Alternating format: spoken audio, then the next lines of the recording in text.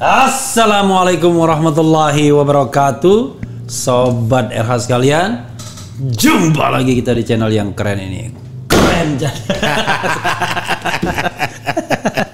Jadi siapapun yang datang ke sini, pokoknya mau wakil ketua MPR, mau ketua bidang pemenangan dan wakil ketua partai politik, gebrak meja dulu ya.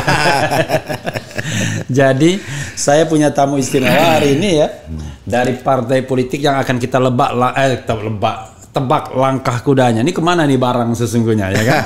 Soalnya kesana main, kesini ikut. Kira-kira ya.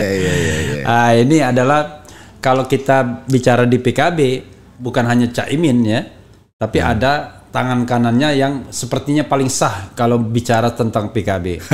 Jazilul Fawait.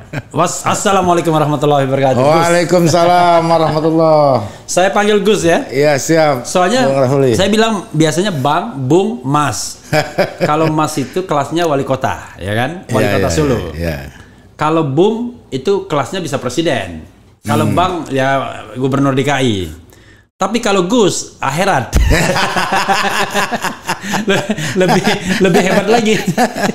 Ada kelasnya baru akhirat. Saya dengar buat kelas itu. Kelasnya akhirat ini ya. Apa kabar Gus? Alhamdulillah sehat. Alhamdulillah, ya. Terima kasih diundang di sini. Allahu Akbar ya. Ini kita sudah mulai ini ya, penonton sudah mulai merangkak. Saya ini kalau di Refli Harun Channel itu nggak ada basa-basi pertanyaannya. Cocok. Saya suka itu. Oke ya. Suka ya. Pertanyaan pertama adalah sebenarnya serius nggak sih Caimin itu menjadi calon presiden atau calon wakil presiden? Atau jangan-jangan cuma sekedar ya political marketing? Silakan. Menurut saya serius. Menurut saya, oke silakan terus. Ya. Karena apa? Karena saya menilai langkah Gus Muhaimin ini bukan hanya saat ini saja. Sejak 2014 sampai hari ini konsisten, dan bahkan Gus Muhaimin juga mempunyai visi dan misi. Terakhir beliau membuat buku atau yang terangkum dalam visinya itu politik kesejahteraan. Kira-kira begini menurut beliau. Jadi PKB hari ini untuk maju, Gus Muhaimin maju menjadi capres atau cawapres atau pemimpin Indonesia, itu dia ingin menegakkan konstitusi pasal 33. Karena ini menurut beliau sangat penting. Jadi kira-kira itu yang menjadi priority kalau Gus Muhaimin menjadi presiden ke depan. Jadi serius, masa guyon-guyon. Tapi memang kita ini lahir dari budaya yang suka guyon. Orang pesantren itu biasa ya? Membuat sesuatu yang serius itu menyampaikan dengan nada yang guyon. Jadi di balik guyon itu serius, ya kan? Ya. Tapi kalau statementnya serius, teh guyon. Tapi begini, Gus ya. Saya ini mohon maaf nih, saya ngomong apa adanya aja. Orang nggak yakin bahwa Muhaimin itu bisa jadi calon presiden, karena kalau kita bicara tentang survei, tapi dibantah surveinya juga nggak apa-apa. Nggak pernah masuk kira-kira 6 besar pun kagak. Orang selalu bicara saf pertama Prabowo, Ganjar, Anies. Saf kedua AHY, Sandiaga Uno, Ridwan Kamil. Ya jarang yang nama lain. Nah nama yang lain itu dan lain-lain biasanya. Tentu kami tidak menafikan. Gus Muhaimin lain-lain. Kita tidak menafikan ya survei-survei itu karena itu satu variabel saja. Tetapi kita sudah punya pengalaman. Kayak Ma'ruf Amin tidak ada di survei ketika itu. Dan PKB. Artinya mau model colongan begini? Bukan soal colongan. Karena begini, karena politik itu the art of possibility, seni kemungkinan. Jadi kalau sudah papan catur dibuka, itu jangan lihat langkah-langkah, hanya bidak-bidak saja. Karena suatu saat, kalau ada momentum, itu cepat sekali. Elektoralnya mengambil momentumnya. Nah, 2014, PKB mengambil momentumnya dengan Kiai Ma'ruf Amin. Ya. Nah, itu Ma'ruf Amin bukan nyolong ya, tapi ini momentum. Nah, di dalam politik bukan nyolong, colongan. Colongan itu adalah ngambil momentum di tikungan. Nah, ini yang menurut saya langkah-langkah yang dilakukan oleh Gus Muhaimin termasuk juga PKB, kita transparan. Ya. Sampai hari ini, menurut saya yang paling confident di antara orang-orang yang disebut nama-nama itu, hanya Gus Muhaimin. Yang berani mengatakan sebagai calon presiden. Nah, ini menurut saya penting. Karena apa? Karena memang beliau ketua umum partai politik.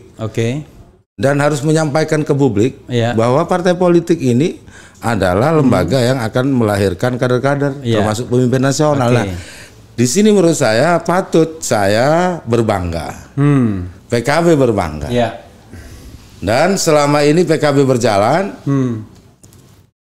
pada koridor target.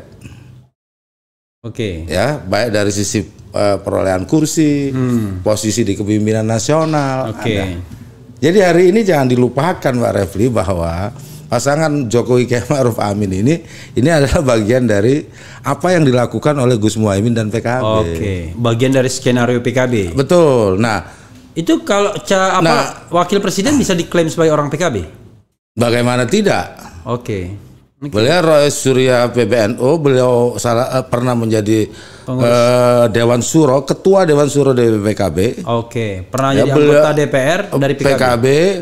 DPRD ya, pernah bahkan. Ya, DPRD, DPR RI pernah. DPR RI pernah. Nah, iya beliau di masa Gus Dur itu. Nah, maksud saya bukan nggak mungkin, Kiai Ma'ruf ini adalah bagian dari apa yang menjadi tahap-tahap dari perjuangan politik PKB atau Gus Muhaimin. Jadi sudah terbukti apapun 2014 itu sudah dibuktikan oleh Gus Muhaimin bahwa langkahnya walaupun join kan? Iya, Jokowi Imin. Ya, yang jadi Jokowi Ma'ruf. Amin. Nah. Ya beda-beda A sama I doang. Jadi luar biasa. Tetapi politik langitnya ya. Jadi sebenarnya mengaminkan Imin atau mengiminkan Amin? Ya, sama saja. Kalau itu sama saja karena apa? Karena apapun langkah-langkah yang dilakukan tidak keliru. Itu penting. Nah, di 2014 berbeda dengan 2019. Karena 2019 tidak ada incumbent yang maju. Jadi, di 2024. Iya, 2024. Nah, 2019 berbeda dengan 2024. Nah, karena 2024 tidak ada incumbent yang maju, maka PKB langkahnya lebih leluasa. Makanya pakai langkah kuda ya. Matanya ke kanan, langkahnya ke kiri. Langkah kuda kan begitu. Iya, betul. Atau main biliar, main biliar, nyodok ke kanan. Ada bola putihnya. Mata ke kiri gitu ya. Dan kita kadang-kadang nyodok bola putih di kanan melalui kiri kadang-kadang.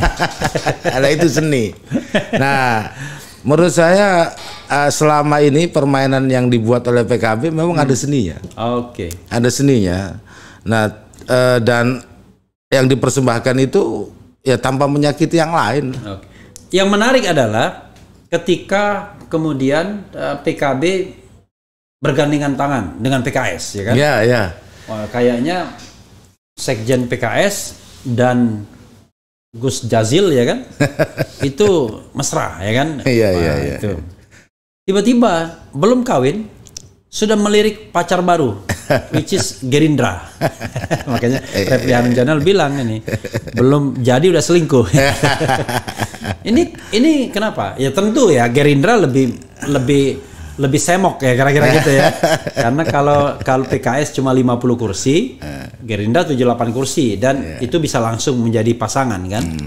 Ya tapi apakah iya serius misalnya Wiranto untuk menggandeng Caimin atau Gus Muhaimin? Silakan. Siapa Wiranto? Wiranto, Prabowo. Wiranto sih sudah the end of history ya kan, sudah masa lalu ya.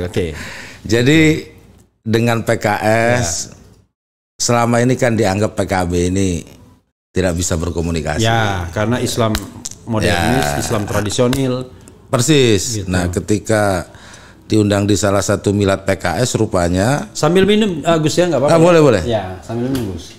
Jadi rupanya ada perkembangan yang bagus. Yang menurut saya PKB harus merespon komunikasi. Di mana PKS juga mengusung politik rahmatan lil alamin. Luar biasa. Nah, dari situ kemudian ya kita menindaklanjuti komunikasi. Apalagi kan PKS dengan PKB itu apa sih yang dijadikan soal? Surganya sama, nerakanya sama. Tuhan kita sama. Tuhan kita sama. PKS juga. Rasulnya sama. Iya, kecuali gitu. PKS itu PKI. Oke. Ini kan PKS. Sejahtera. Oke. Gitu. Nah, oleh sebab tapi itu ada yang kemarin itu yang organisasi yang dekat dengan PKB haram katanya. Masuk PKS. Ya itu nggak tahu dalilnya apa. Oke. Ya, kalau dalil sentimen mungkin begitu. Tetapi dalam politik boleh ada sentimen. Tapi bagi PKB argumen lebih penting. Membangun cara yang rasional lebih. Jadi argumen lebih penting daripada sentimen, ya kan? Iya, meskipun memang banyak sekali ya hari-hari ini membangun narasi dengan sentimen. Nah, sentimen PKB dengan PKS inilah kemudian dimainkan terus.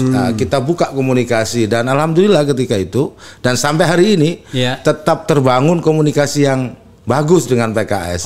Artinya kami tidak selingkuh. Tidak selingkuh. Iya. Nah, seandainya memang belum jadian aja. Jadi ta'arufnya itu ta'aruf sebagai teman, bukan sebagai tapi bisa bertemu nanti. Gitu. Nah, di tengah itulah kemudian terbangun juga komunikasi yang lama. Nah, yang kebetulan dengan Gerindra ini tidak pernah berkoalisi. Kalau PKS pernah dulu waktu zamannya Pak SBY. Zaman Pak SBY. Dengan Gerindra ini seumur-umur nggak pernah. Ya karena Gerindra melawan Pak Jokowi kan. Nah, inilah momentum untuk melakukan komunikasi juga.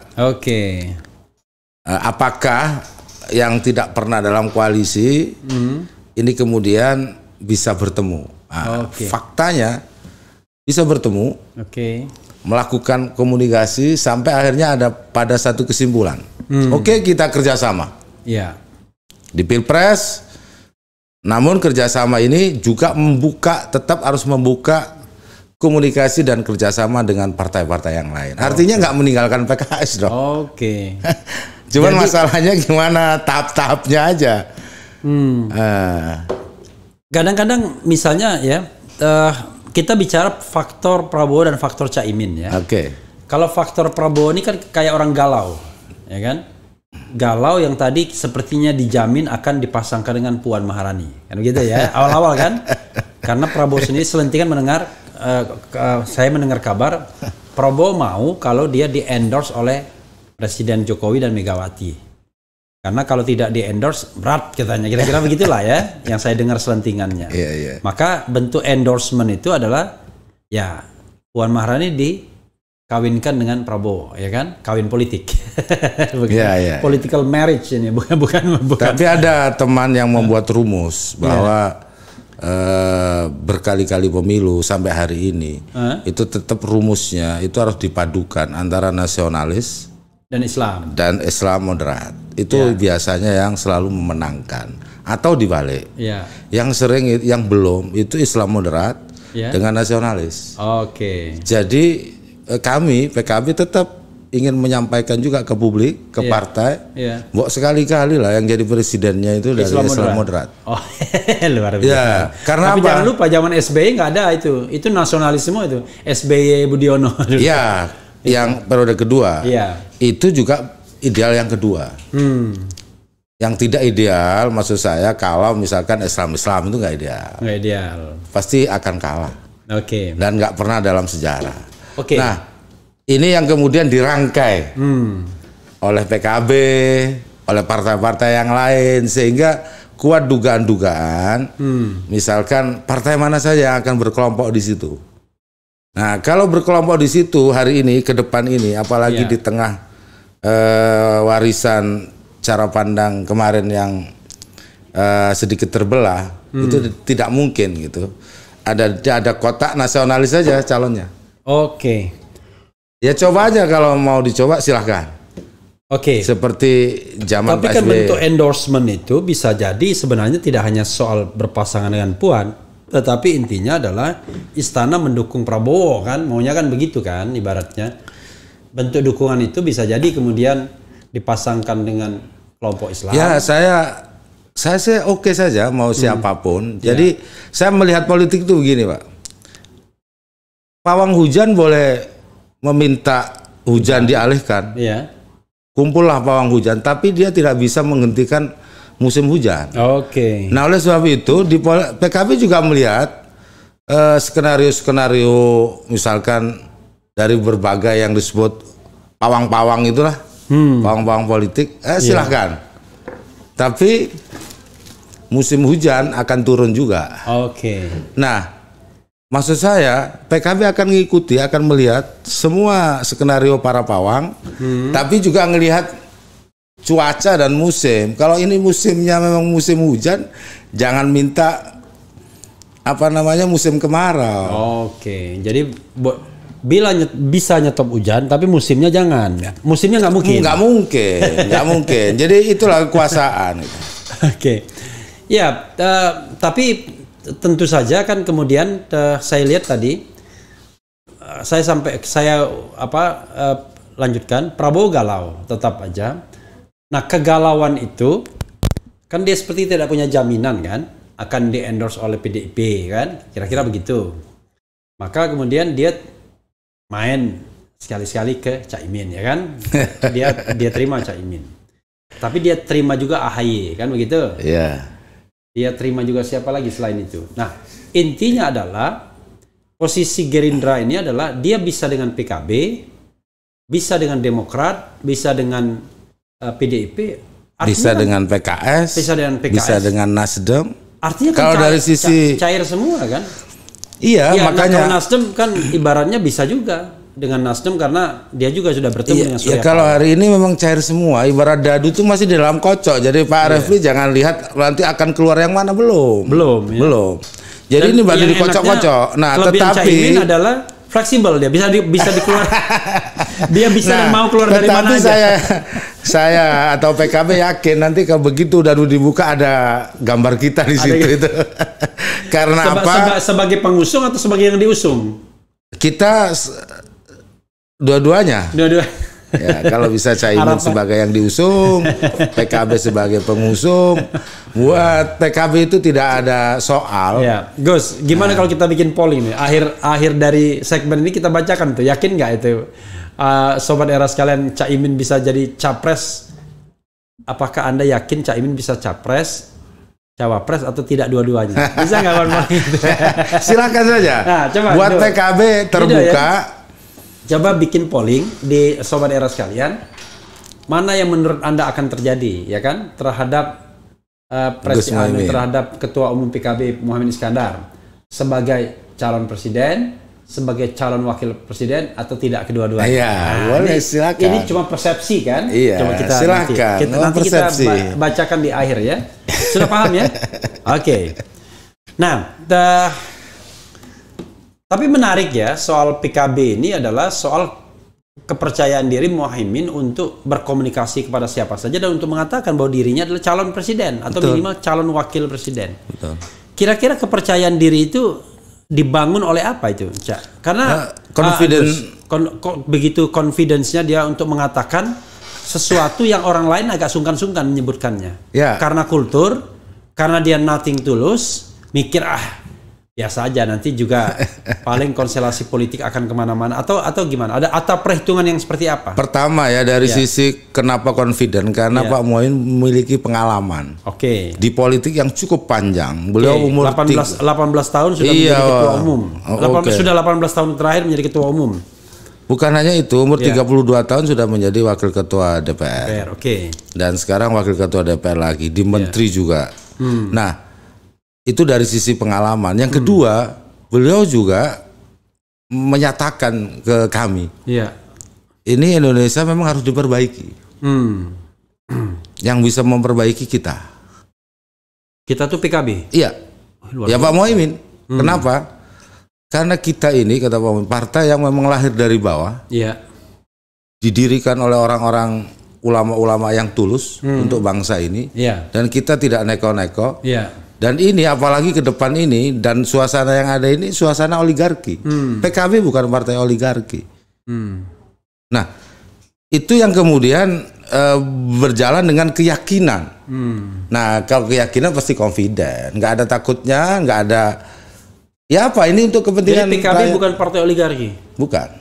Kalau partai oligarki contohnya partai apa misalnya? Ya kita tidak akan menyebut.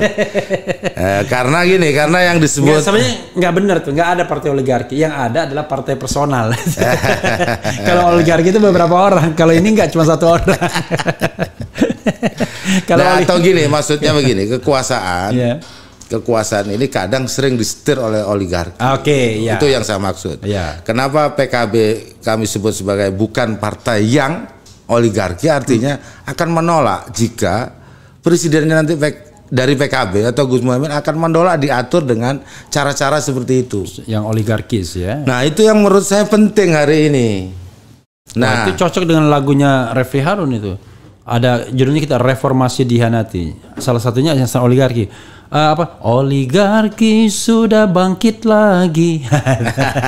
Para pencoleng mulai unjuk diri.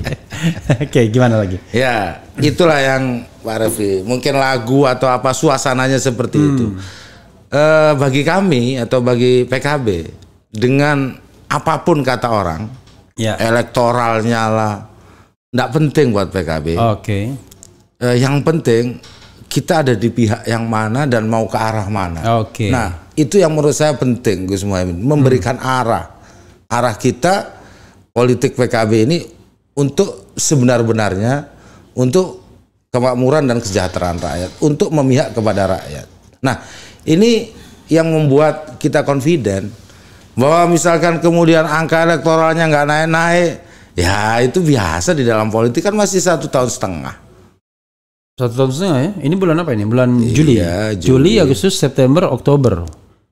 Ya 1 tahun 4 bulan lah. Iya, kan kalau tandingnya kan 14. Tapi kan pendaftarnya Oktober. Iya, nggak ada soal. Masih ada soal ya. Di dalam politik itu sehari juga boleh berubah. Boleh berubah. Luar biasa nih. Yang tidak boleh melanggar aturan. Dan itu nggak mungkin PKB anarkis. PKB akan sesuai aturan. Yang tidak anarkis, yang bisa anarkis apa? Artinya tidak ada sejarahnya. Gitu.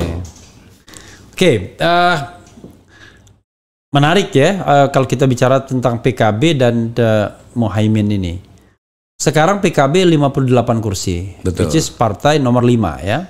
Betul. Setelah selisih 1 dengan Nasdem. Suaranya lebih banyak PKB. Suaranya lebih banyak PKB. Artinya nomor 4 dari sisi suara ya, popular votes-nya. Sebenarnya ini sangat menarik. Kenapa menarik? Karena seperti kondisio sine qua non, kontradiksi interminis. Di satu sisi banyak orang mempersepsi bahwa Caimin bukanlah tokoh dengan elektabilitas tinggi atau tingkat kesukaan yang tinggi, ya kan? Tapi di sisi lain PKB kok bisa menjadi partai yang nomor 4 gitu ya? Setelah katakanlah PDIP wajar kan karena dia incumbent. Kemudian Prabowo wajar kalau dia nomor 2 dari sisi popular votes karena dia calon presiden. Kemudian Golkar wajar karena dia partai zaman Orde Baru yang jaringannya sudah ready, ya kan ibaratnya. Tapi ternyata nomor 4 PKB dan akan nyalip Golkar. Sisi suara dari sisi suara melebihi Nasdem dari sisi popular vote-nya. Bahkan Demokrat yang pernah menjadi juara pemilu. Persis. Pertanyaannya adalah tentu orang bertanya apa rahasianya ya? Karena PKB ketika terjadi perpecahan tahun 2009, ya kan? Itu drop suaranya. Betul. Kan? Drop luar biasa. Berapa kursi waktu itu? Jadi 28 kursi. 28 kursi dari 50. 2014 berapa kursi? Naik menjadi 47. 47 dan sekarang naik menjadi 58. Nah, tapi jangan lupa kursi DPR juga bertambah. Iya, 57. Tapi nggak ada soal, artinya stabil. Tapi ya. Nah, itu apa kuncinya sehingga kok di satu sisi Muhaimin bukan tokoh yang dianggap punya elektabilitas dan tingkat kesukaan yang tinggi dari publik, tapi kok suara PKB itu bisa bertahan bahkan naik kursinya begitu? Pertama karena Gus Muhaimin bisa membuat partai ini solid. Penting, solid, bersatu, kompak. Nah, yang kedua, kita ini berpijak pada kultur. Kultur Islam moderat, kultur aswaja. Dan sejarah itu bukan sejarah yang pendek, ini sejarah panjang, sejak Wali Songo sampai hari ini, di mana politik diletakkan sekaligus gitu dengan cara pikir agama yang moderat. Nah, ini terus dibangun dan memang di bawah gitu, masyarakat merasakan itu. Jadi praktek politik, terus kerja-kerja politik yang dilakukan oleh kader PKB yang solid ini di bawah kendali Pak Muhaimin ini dirasakan untuk menjaga kerukunan, juga menyampaikan aspirasi-aspirasi dari masyarakat bawah. Gitu.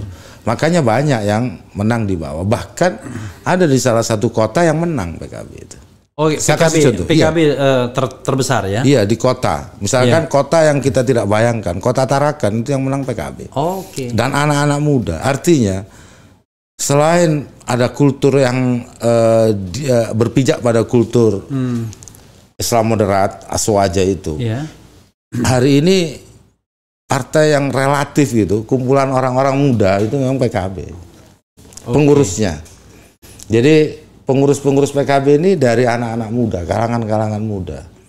Nah, ini yang membuat juga eksis dan ke depan juga akan seperti itu. Karena apa? Karena memang pemilih-pemilih muda ini terus bertambah. Nah, kalau tidak diperbaiki mesin tua, tapi saya nggak ingin nyebut partainya. Jadi ada partai tua, mesinnya tua, itu drop pasti. Yang mau disalib tadi ya? Ya kan tadi mau disalib kan udah nyebut tadi kan. Kalau yang lain udah tersalib kan. Kan yang mau disalib itu kan dengan tiga partai. PDIP berat, Gerindra masih ada tokohnya. Nah, yang tadi yang ketiga tadi yang mau disalibnya, yang mesin tua tadi katanya kan. Nah, itu yang kira-kira itu Pak Raffi. Jadi PKB di bawah kepemimpinan Gus Muhaimin bisa menampilkan, mengikat kultur, bisa menarik yang muda, bisa membuat barisan solid. Ini menurut saya. Itu faktor yang dianggap kelebihan ya. Jadi solid di bawah ya, kultur Aswaja ya, Islam moderat, kemudian juga apa tadi? Kompak. Nah, bisa menarik anak muda. Jadi solid, anak muda dan Aswaja. Kira-kira gitu kuncinya tiga kata kunci. Cuma terakhir ini banyak orang menganggap bahwa PKB nggak produktif. Kenapa? Karena dia bikin perang terbuka. Satu, percumbuan, biar kita nggak bilang perdebatan ya, antara Caimin dengan Ketua Umum PBNU misalnya, ya kan? Satu. Terakhir dengan keluarga Gus Dur, Yeni Wahid. Bisa dijelaskan tuh Gus? Karena itu kan bisa mempengaruhi PKB kan ke depannya. Iya, tapi PKB terus tetap harus tahan banting. Sebagai partai yang dilahirkan oleh Nahdlatul Ulama, itu harus tahan banting. Jadi harus mampu juga menyerap kekuatan dari NU dan juga menyerap dari kekuatan yang lain. Jadi dengan PBNU itu sesungguhnya PKB ini ingin membuktikan saja bahwa kami ini sebagai partai yang dilahirkan oleh Nahdlatul Ulama, kita sukses. Dan sukses PBNU, maksudnya sukses tidak tergantung kepada struktur PBNU gitu, atau gimana? Dengan struktur PBNU kan dari dulu memang tidak bagian dari struktur. Tapi kita sukses kan berjalan beriring kan sebelumnya kan, nggak juga. Tapi nggak bisa karena PKB dengan NU itu sebenarnya dua alat perjuangan yang kira-kira mesinnya visinya sama, tapi mesinnya berbeda, manajemennya berbeda. Jadi nah, ketika PBNU mengatakan, sudahlah PBNU atau PKB mandirilah kira-kira begitu, kita senang. Karena apa? Karena membuat kita lebih dewasa di dalam berpolitik. Artinya tidak menggantungkan diri pada captive market lagi. Kita menggantungkan diri pada kultur sebenarnya, bukan pada struktur. Jadi kultur NU dan kultur Aswajanya itu. Nah, itulah yang kemudian kita terus bina. Meskipun struktur itu juga penting buat PKB. Tetapi kan struktur NU, PBNU dengan PKB itu, PKB bukan badan otonom yang dalam satu badan gitu. Nah, apa yang disampaikan Gus Muhaimin pesan juga buat kader-kader kita. bahwa kultur harus tetap dipegangi. Iya. Struktur bisa berubah-ubah. I see. Itu maksud saya. Iya, I know. Jadi yang paling penting adalah kultur itu remains, sementara struktur bisa berubah-ubah. Karena orangnya bisa berubah. Persis, gitu. Dan jadi sementara orangnya sekarang nggak friendly sama Caimin. Bukan, itu cara bersahabat. Gitu. Jadi setiap orang punya caranya bersahabat. Jadi gini, orang mau motivasi itu ada yang memberikan sanjungan, ada yang memberikan pukulan. Buat PKB itu bagian dari pembelajaran. Jangan sampai kita juga disanjung-sanjung, nggak ada suaranya. Lebih baik kita diingatkan. Diinyek-inyek tapi suaranya banyak. Itu sama struktur NU. Kalau orang lama bilangnya bukan NU. Padahal kalau di hukum itu NU itu adalah tidak dapat diterima, itu NU, need partly on flag gitu ya. Nah, bagaimana dengan dengan Yeni Wahid yang ya notabene dia juga adalah mewakili Gus Durian ya, dan diyakini ya banyak juga itu pengikutnya begitu. Ya saya pikir itu sudah soal-soal lama yang tiap pemilu muncul. Padahal apa yang dilakukan Gus Muhaimin ketika itu adalah penyelamatan PKB sebenarnya. Dari ya saya tidak akan sebutkan di situ karena ada rahasia tertentu ya. Kan masing-masing ketua umum PKB atau di setiap eranya punya tantangan sendiri-sendiri. Dan ketika Gus Muhaimin memimpin PKB juga persisnya tahun 2009 itu ya. Kira-kira itu 2008. 2008 ya, menjelang waktu itu pengambilan itu ya, 2008. 2008. Nah, itu langkah penyelamatan. Nah, itu dianggap oleh sebagian ini Pak Muhaimin ngambil dari mana? Ini kan partai ya. Jadi itu terbuka organisasi yang di situ juga harus dilegalkan oleh pemerintah. Nah, ini yang kemudian sampai hari ini itu terus yang menjadi pembahasan oleh sedikit orang, dan itu akan muncul tiap dan nggak ada gunanya, kontraproduktif. Makanya menurut saya tentu kami akan melakukan silaturahim, komunikasi yang baik gitu ya, supaya nanti pelan-pelan masyarakat juga paham, mereka juga paham, nggak ada gunanya. Itu barang lama yang diputar. Ya barang lama yang diputar. Tapi yang juga membuat orang kemudian merasa wah aduh kok partai politik begini ya. Walaupun ini fenomena semua partai politik. Kok tidak ada sirkulasi yang kepemimpinan yang demokratis? Kan selama ini kan Caimin menang di muktamar tuh calon tunggal melulu, nggak ada voting segala. Ya, berapa kali muktamarnya Caimin? 2008. 2014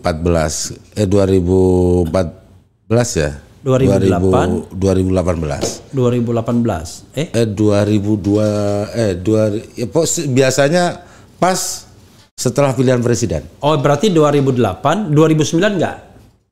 2009 enggak, berarti 2014. 2009 2014. Ya, 2019. Ya. Artinya sudah 3 kali ya? Ya. Nah 3 kali itu kan calon tunggal terus. Begini kan, yang penting ada mekanisme demokrasi di situ, namanya muktamar. Jadi jangan dikira partai yang tidak ganti ketuanya kemudian tidak demokratis.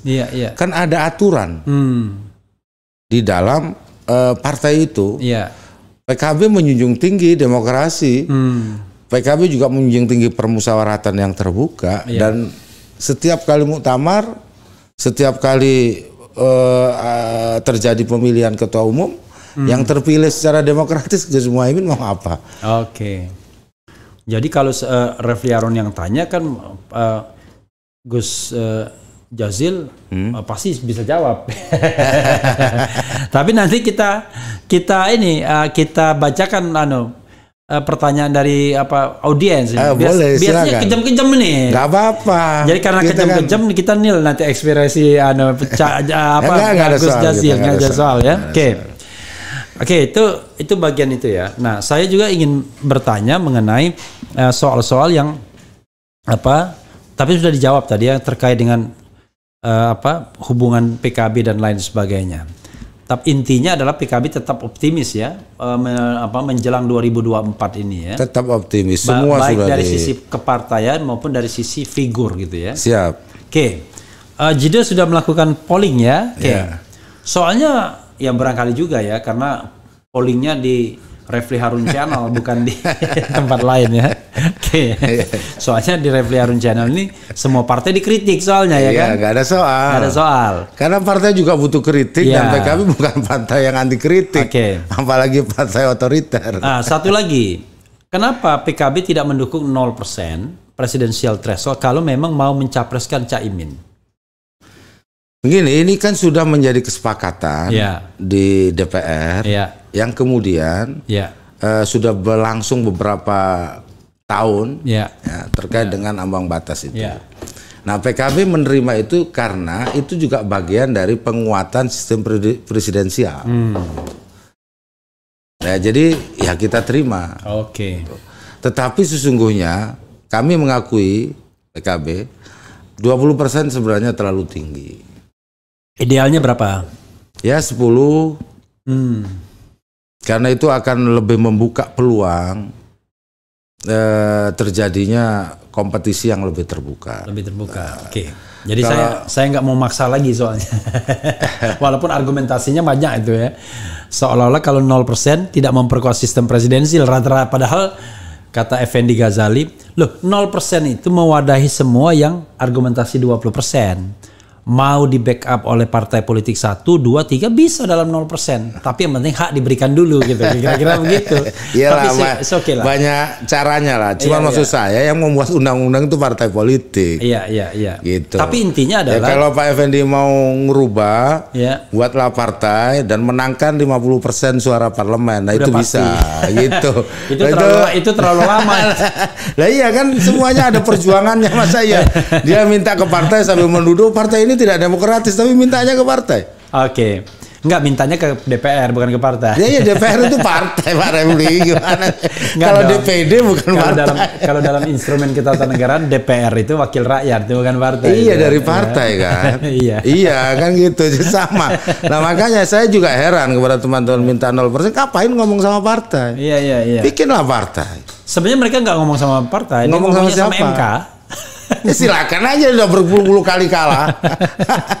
MK itu juga produk dari politik, dari DPR juga. Iya. Itu maksud saya. Jadi karena sinyal kekuasaan di MK, tolong pertahankan 20%. Makanya dia pertahankan. Tapi kalau soal politik ya diselesaikan kalau dengan sinyal cara kekuasaan politik. Bilang, nggak apa-apa 0% silakan, MK akan kabulkan itu. Nah itulah, ya namanya juga politik. Itu namanya politik ya. Iya. Oke, Gus kita bacakan Gus ya. Oke, ini mudah-mudahan Gus jangan tersinggung nih kalau yang ada aneh-aneh ya kan. Enggak. Biasanya saya pun dikatain juga nih. Wah, Muhammad Fadillah, Mas Jazilul Fawaid, calon RI 1. Ada yang bilang Muhammad Fadillah namanya. Nah, kemudian Waluyo Sejati ya. Saya bacakan ini saja acak. Demokrasi itu milik rakyat, bukan milik DPR. PKB jangan ngeles lah. Wong nyatanya PKB tidak dukung 0%, berarti sama saja PKB bagian dari oligarki. Oke. Ditampung dulu Agus ya. Iya siap. Ya, kan? Kemudian kayaknya belum ada yang pedes tuh. Belum ada yang pedes ya. Belum. Banyak ini. Kita tunggu itu. PKB itu pasti kurang bener ya dari Soleh ini. Maksudnya singkatannya. Oke. Dari Cuco ya kan, PKB jangan harap menang kalau tidak dukung Anies. Rakyat pilih pemimpin cerdas berprestasi, hanya Anies berprestasi. Saya tanya juga, kalau misalnya PKB sama Anies kok nggak ada koneksinya ini kayaknya ya.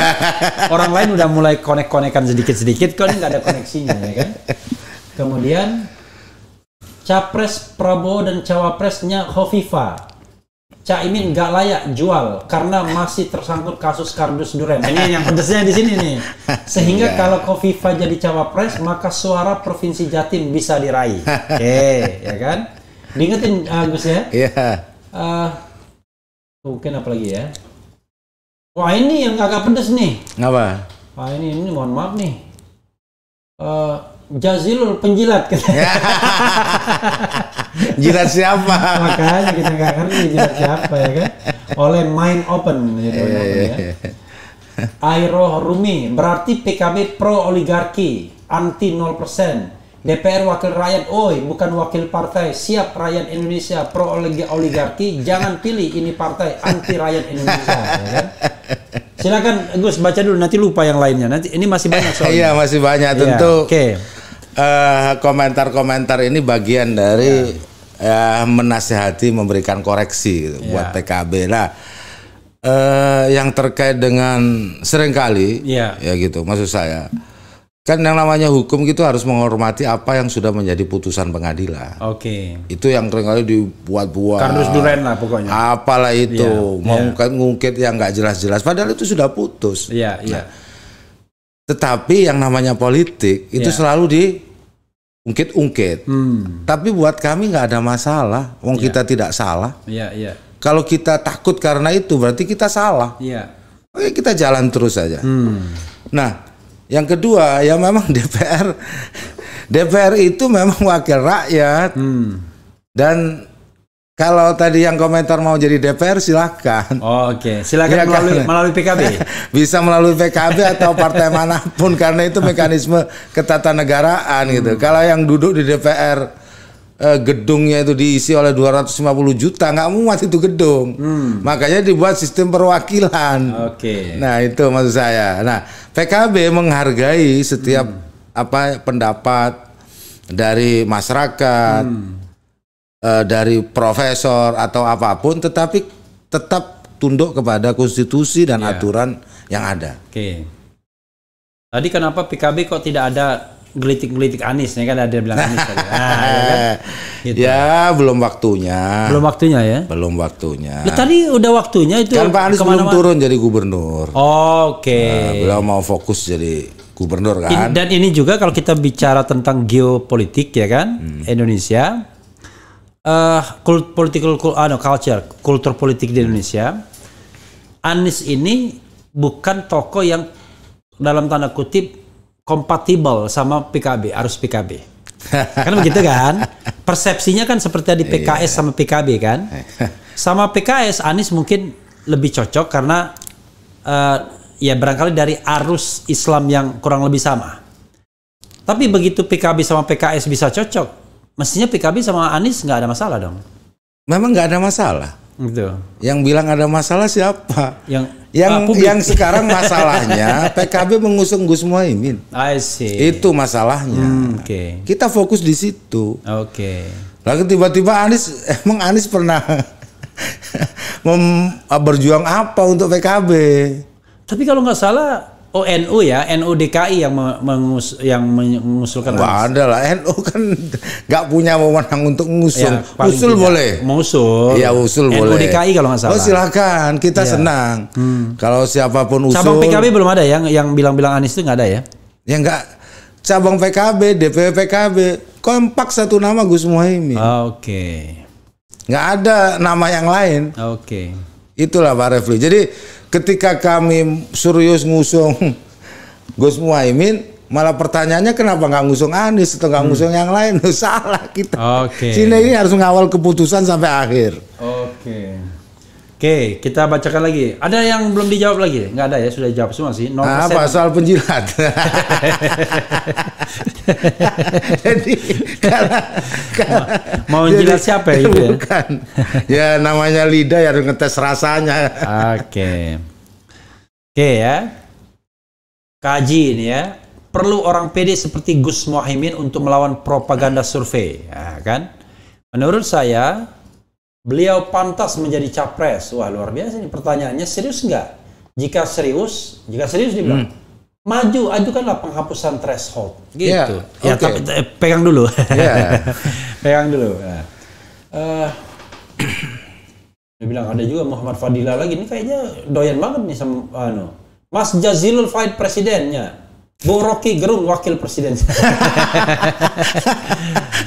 Ada yang bilang dari Heru Bambang Istiarta, Anies jauh lebih berkualitas daripada Muhaimin, ya kan? Kemudian ciri khas kader PKB ngomong sambil cengengesan. Kemudian apa lagi nih ya? Cak Sugiono, Cak Imun, apa hubungannya ini? Siapa Cak Sugiono itu nggak jelas. Nggak tahu juga. Oke. Banyak juga yang komen ya. Iya. Berarti banyak yang lihat ini. Iya. Biarkan saja PKB jalan sendiri. Akhirnya nggak laku, dia bilang begitu ya kan. Lagi. Itulah enaknya di RH Channel bisa langsung ini ya kan. Susah jadinya Muhaimin ya kan. Oke. Kemudian.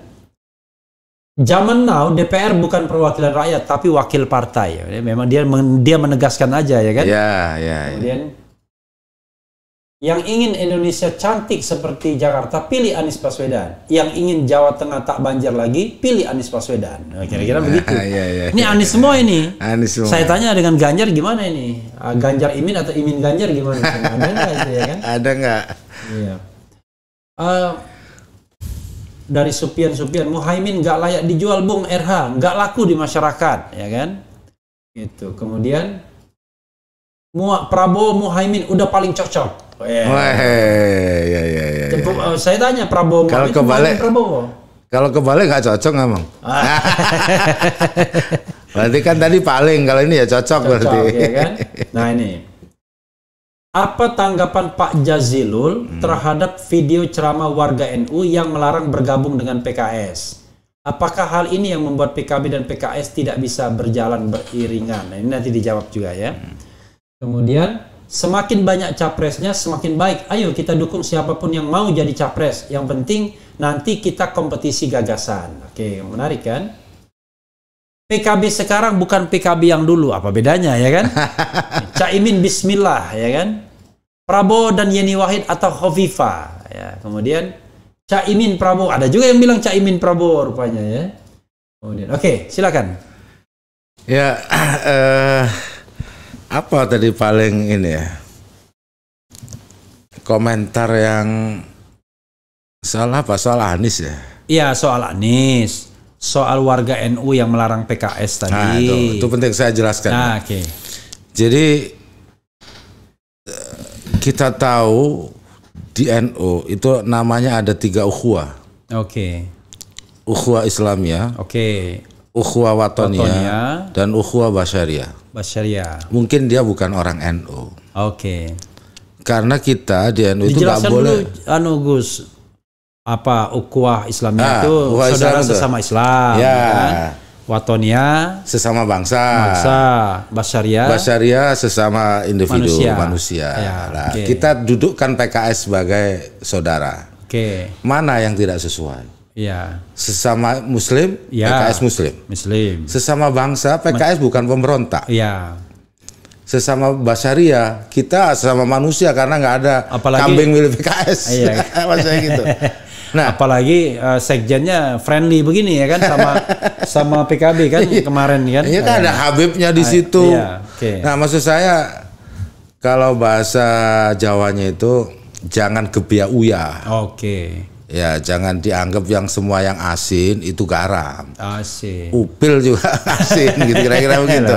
Jangan kemudian jadi, semua gebiak uya itu jangan menyamaratakan ya. Persis. Jadi PKS bukan PKI, itu aja lah saya penjelasan ke teman-teman. Kan tidak dilarang di konstitusi negara ini. Kenapa kita melarang? Atas dasar apa? Akidah. Akidah yang mana? Ngomong ke situ untuk pesan untuk yang mengharamkan dong. Ya, gitu. Akidah yang mana? Sana dong. Ini kameranya kamera, kan? Nah, maksud saya kita bisa duduk lah di situ. Bedakan antara akidah dengan politik. Gitu. Kalau sudah disebut PKI, itu akidah konstitusinya dilarang. Kalau PKS, akidah konstitusinya boleh. Akidah Islamnya tergantung Islam yang mana.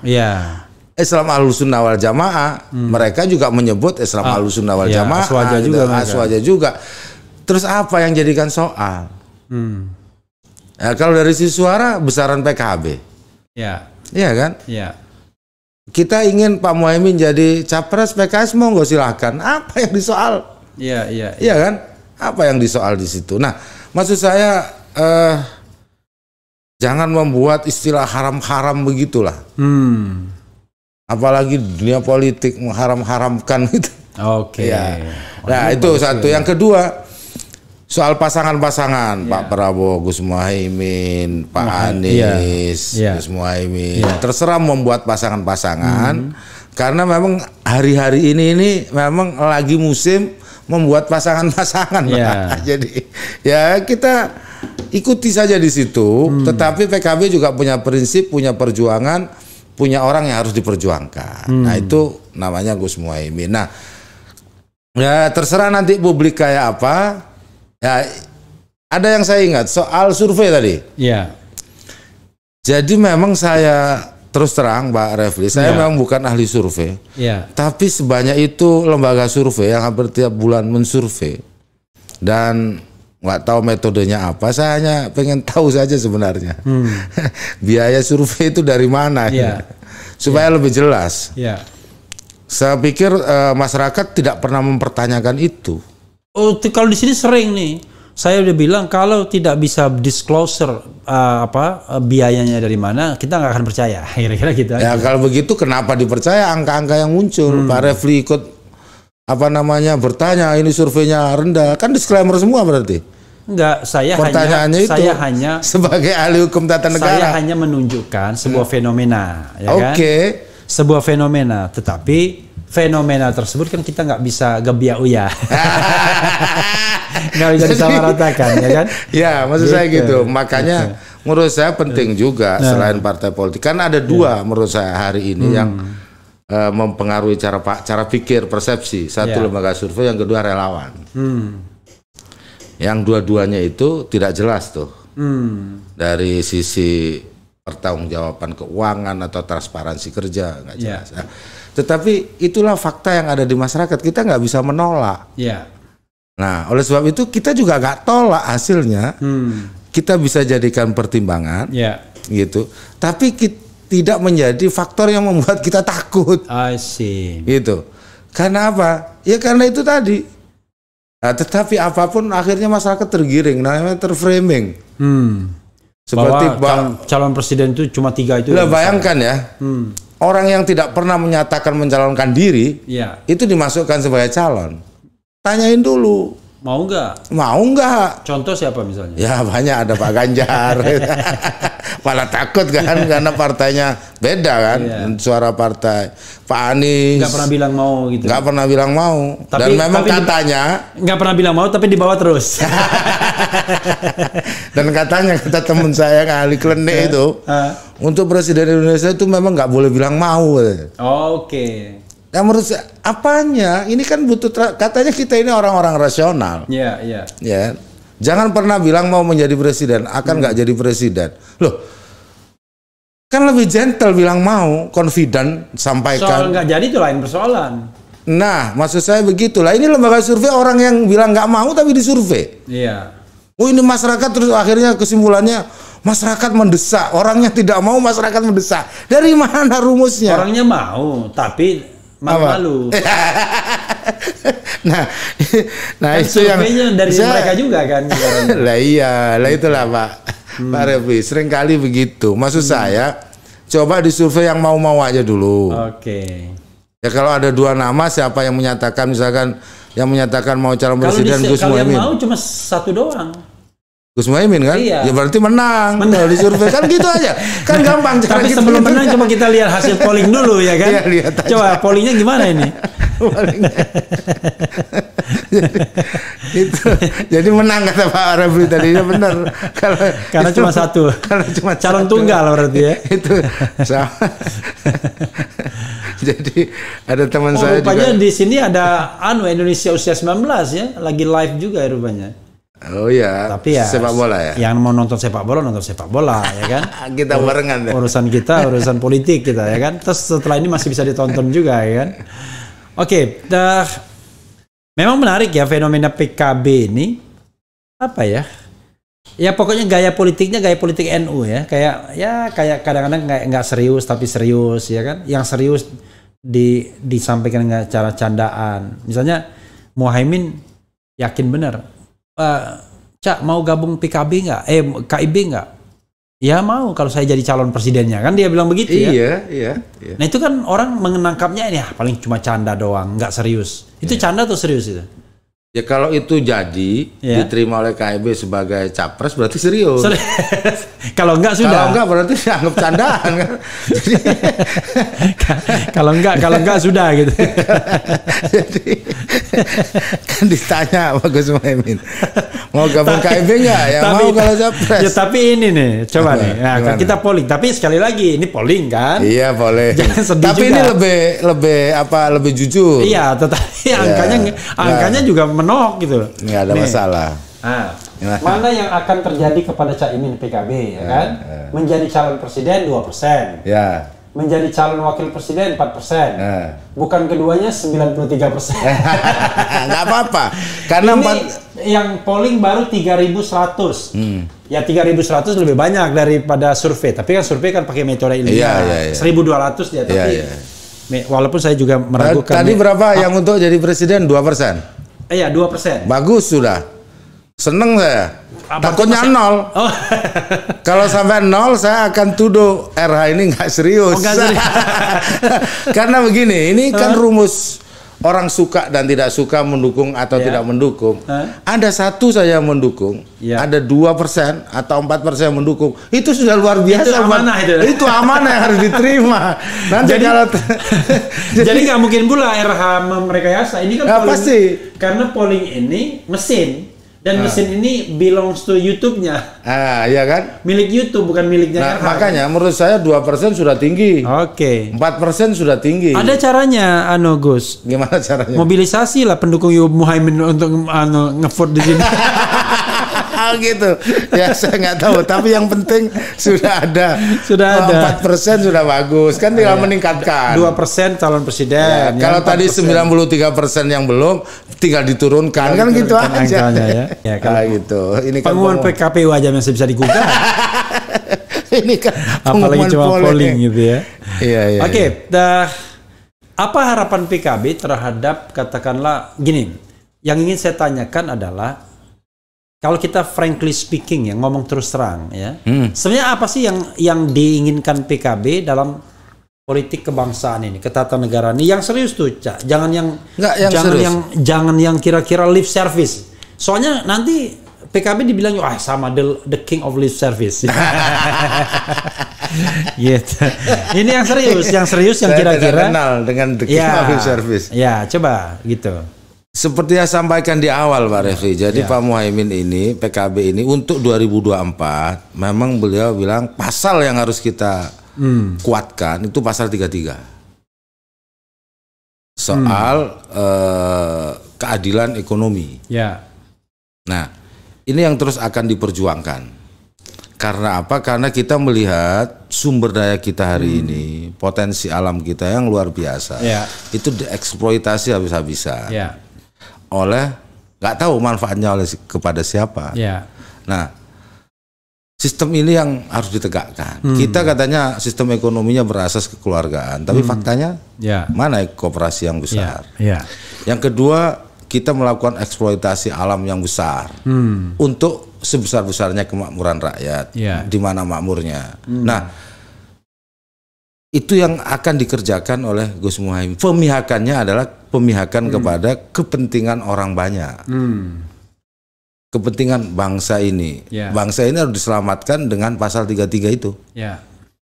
Itu yang menjadi titik tekannya. Makanya dibuatlah buku Jalan Politik Kesejahteraan. Dari buku itulah yang menjadi visi Gus Muhaimin ke depan. Jadi pasal 33 ya. Dan ini cocok lah dengan masa PKB yang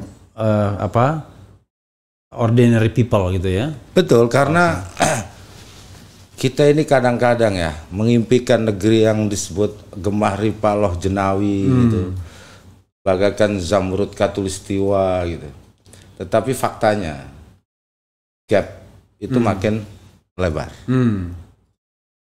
Ekonomi hanya di tangan segelintir orang. Nah, PKB tahu dari lama. Tapi Gus Muhaimin saat ini lebih fokus ke situ. Bukan apa-apa, ini bukan tanpa risiko ya mengatakan ini, karena terpeta Indonesia ini sebenarnya. Kalau orang-orang yang dianggap katakanlah Muslim gitu. Itu dulu pernah juga disampaikan oleh Pak Kiai Said dan macam-macam. Coba dilihat. Muslim itu berapa yang menguasai ekonomi? Ya. Itu kan ketidakadilan. Ya. Apakah partai-partai menyuarakan itu? Kan tidak. Termasuk PKB? PKB menyuarakan itu, tapi kan kecil. Kecil suaranya. Iya. Bisa-bisa kalau suaranya terlalu kuat kita yang mati. Oke. Kan kita harus tahu irama, setelan. Karena politik itu bukan istilahnya kayak pedang yang lurus, dia seperti keris, berkelok-kelok. Kalau orang Sumatera udah berpira melawan ombak. Ombak bila boleh kencang, tapi kita berpira. Berpira, nah ya itu. Nah disitulah ya. Okay. Nah ombak hari ini yang harus ditangani betul, yang menjadi fokus, itu adalah tsunami yang diakibatkan oleh penguasaan segelintir orang yang kita sebut sebagai oligarki. Tsunami ini kalau tidak tertahan, ya akan terjadi masyarakat kita, utamanya masyarakat PKB ya, konstituen PKB yang di bawah, yang nggak naik-naik kelas, Pak. Dia akan tetap di situ saja. Tapi sekali lagi, meskipun seperti itu, masyarakat NU, masyarakat Aswaja tidak akan pernah memberontak kepada negeri ini. Karena ideologinya adalah patuh. Loh, yang begini saya didengar dulu juga ada dari Habib Hanif tuh. Iya, memang karena yang diminta itu adalah kita protes pada penguasa, tapi memberontak sama negara nggak mungkin. Gitu. Oleh sebab itu, jalur yang digunakan oleh Gus Muhaimin ya satu-satunya jadi pemimpin lah. Biar tidak protes, kita kan pemimpinnya. Jadi Aswaja itu the middle way, ya kan, jalan tengah, ya kan? Iya, jalan tengah. Kita jalan tengahnya adalah Gus Muhaimin yang jadi presiden. 2024 ganti presiden. Nah, dua pertanyaan terakhir sebelum closing statement. Iya. Kalau memang Caimin mau jadi presiden di 2024, satu, tolong bersihkan dosa. Kenapa dukung perpanjangan pemilu kemarin? Ya kan? Satu. Yang kedua ada isu-isu tentang Erick Thohir. Ya kan? Erick Thohir katanya mau di PKB kan, mau menjadi support PKB, bahkan ada yang mau men-take over PKB. Itu isunya kan, namanya isu kan harus diklarifikasi. Silakan dua terakhir ini. Oke, terkait dengan perpanjangan masa jabatan. Itu kan bagian yang diterima aspirasi oleh Gus Muhaimin. Yang kemudian di ujungnya masyarakat banyak menolak. Ya sudah, kalau sudah menolak ya kita berhenti. Berhenti ya udah. Sudah berhenti. Sudah berhenti. Bagian dari relawan masih 3 periode soalnya. Dia nggak akan menemukan pintunya karena PKB itu begini. PKB itu kan fleksibel ya. PKB itu begitu ada aspirasi yang kira-kira di situ. Nah, memang PKB itu fleksibel tuh. Fleksibel, PKB fleksibel. Fleksibel itu ada K ada B-nya. Tapi pakai P. Fleksibel lah. Nah, dari sisi itu sudah selesai dan tahapan pemilu kita sudah jalani. Nah, terkait dengan isu-isu soal Erick Thohir, ada sekelompok orang yang mau take over, macam-macam lah. Itu kan isu yang muncul dan yang harus disampaikan. Ya, saya yakinkan kepada publik nggak ada itu. Siapa Erick Thohir? Mau membeli 13 juta suara PKB? Kita ini pertanggungjawabannya kepada 13 juta orang. 13 juta ya suaranya ya. Dan itu yang menjadi kekuatan. Nah, tiba-tiba nama tadi itu yang diisukan mau apa itu, mau take over gitu, mau beli atau apa itu? Ya nggak ngerti. Pokoknya isu yang berkembang ya begitu. Ya isu yang salah lah. Itu isu yang salah. Tidak usah diterus-teruskan karena itu tentu gangguan saja buat konstituen PKB. Seakan-akan PKB ini adalah partai yang mudah diperjualbelikan. Tidak ada. Gus Muhaimin orang yang kukuh. Sekali bilang A, beliau akan A. Dan ini terus terucap. Nah, artinya ini mohon maaf. Artinya nggak mungkin lah hari ini saya bilang Muhaimin, ya kan, sebagai presiden atau wakil presiden sampai titik darah penghabisan untuk negosiasinya ya. Tapi tiba-tiba ya yang dijual Erick Thohir misalnya gitu lah, kira-kira gitu. Tidak ya. Gitu. Karena nggak ada sambungannya sama sekali. Apa sambungannya? nggak tahu saya di mana letak nyambungnya itu. Sebagai orang yang pemimpin di PKB ya, saya nggak tahu di mana titik nyambungnya dengan Erick Thohir itu. Dari mana coba? Nasabnya coba. Nasabnya apa? Kan, karena guling-guling itu. Jadi banser. Mungkin. Nggak, kalau saya nasab itu kan ada gini, nasab, ada nasib. Nasabnya nggak nyambung, nasibnya juga nggak nyambung. Terus mau disambungkan apanya gitu? Oke, itu ya jawaban dari Gus Jazil ya. Gus, terakhir silakan closing statement. Apapun ingin disampaikan, closing statement dari Refli Harun ini mau sejam pun boleh. Pokoknya mau menyampaikan apapun silakan. Ya, singkat saja kepada teman-teman RH juga PKB, yakinlah bahwa politik ini memang seni untuk mengatur segala kemungkinan. Dan PKB di bawah Gus Muhaimin ini dalam satu barisan yang solid. Jangan mudah dipengaruhi oleh isu-isu, omongan-omongan yang membentur-benturkan, ya, atau berita-berita hoax yang menyudutkan dan lain-lain. Saya yakin dan kita semua akan bekerja keras agar Gus Muhaimin bisa menjadi calon presiden di tahun 2024 dan Partai Kebangkitan Bangsa menanjak suaranya ya minimal menjadi pemenang kedua di pemilu 2024 sesuai dengan apa yang menjadi keputusan di partai dan garis yang dimotivasikan kepada semua jajaran. Gus Muhaimin presiden, PKB minimal nomor 2. Nomor 1 belum berani kita. Luar biasa ya. Gus Muhaimin nomor 1, partainya nomor 2 ya kan? Ya luar biasa. Terakhir posisi polling berapa? Nah, coba. Ah, ini penting ini. Itu. Ada penurunan lagi atau sudah 2% kok masih turun? Terakhir posisinya di sini menjadi calon presiden 3%. Oh, naik. Menjadi calon wakil presiden 4%. Tetap. Bukan keduanya 93%. Jadi tadi 94 ya. Karena dia ini kan kadang-kadang komanya itu kan dibulatkan. Jadi begitu pembulatan bisa jadi 101, tapi ini 100%. Tadi cuma 2%, sekarang jadi 3%. Nah, setelah dikerahkan PKB. Ya, saudara sekalian. Yang penting trennya selalu naik. Yang penting. Saudara sekalian ya, tidak terasa 1 jam kita bicara dengan Gus Jazilul Fawait, Wakil Ketua Umum PKB, Partai Kebangkitan Bangsa, PKB ya kan? Itu P3 ya. PKB. Jadi PKB ya kan?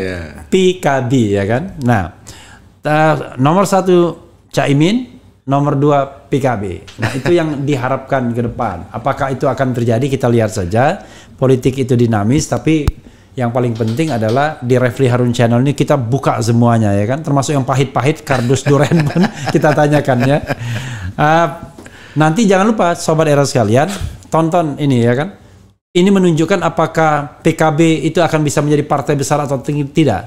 Kalau nanti sobat era sekalian dan juga masa PKB tidak menonton ini ya kan, karena kita berhadapan dengan sepak bola rupanya ya kan, maka PKB tidak akan bisa menjadi partai nomor 2 dan Caimin tidak bisa menjadi nomor 1. Wassalamualaikum warahmatullahi wabarakatuh. Waalaikumsalam.